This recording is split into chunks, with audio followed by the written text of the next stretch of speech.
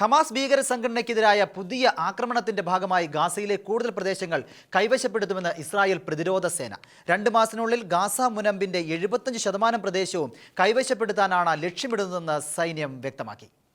2 മാസത്തെ വെടിനിർത്തൽ അവസാനിപ്പിച്ചുകൊണ്ട് March 18-ന് Israel ഗാസയിൽ വ്യോമാക്രമണം പുനരാരംഭിച്ചിരുന്നു.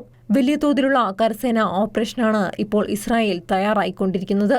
മുതിർന്ന സൈനിക ഉദ്യോഗസ്ഥരുടെ അഭിപ്രായത്തിൽ ബാക്കിയുള്ള 58 ബന്ദികളെ മോചിപ്പിക്കാൻ ഹമാസിൽ സമ്മർദ്ദം ചെലുത്തുക എന്നതാണ് ഈ നടപടിയുടെ ലക്ഷ്യം. അതിൽ 20 പേർ മാത്രമേ ഇപ്പോൾ ജീവിച്ചിരിപ്പുള്ളൂ. ഗാസയിലെ നിലവിലെ ജനസംഖ്യ ഏകദേശം 2 ദശലക്ഷം ആയാണ് കണക്കാക്കപ്പെടുന്നത്. ഇവരെ 3 മേഖലകളിലേക്ക് മാറ്റാനാണ് IDF ലക്ഷ്യമിടുന്നത്. തെക്ക് ഭാഗത്തുള്ള മവാസി തീരദേശ പ്രദേശം ജനവാസ മേഖലയായി പ്രഖ്യാപിച്ചിട്ടുണ്ട്. മധ്യ ഗാസയിലെ ദേർ അൽ ബലാഹ്, നുസൈറാത്ത് എന്നീ പ്രദേശങ്ങളും ഇതിൽ ഉൾപ്പെടുന്നു.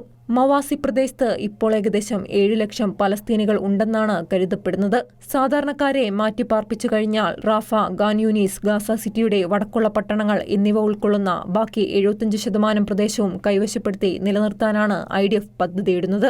ഹമാസിന്റെ വിപുലമായ തുരങ്ക ശൃംഖലയും സൈനിക സ്ഥാപനങ്ങളും തകർക്കുന്നതിലാണ് ആക്രമണം ശ്രദ്ധ കേന്ദ്രീകരിക്കുന്നത്. 900 കിലോമീറ്റർ തുരങ്കങ്ങൾ ഭീകരസംഘം നിർമ്മിച്ചതായി കണക്കാക്കപ്പെടുന്നുണ്ടെങ്കിലും ഇതുവരെ 25% മാത്രമേ നശിപ്പിക്കപ്പെട്ടിട്ടുള്ളൂവെന്ന് IDF പറഞ്ഞു.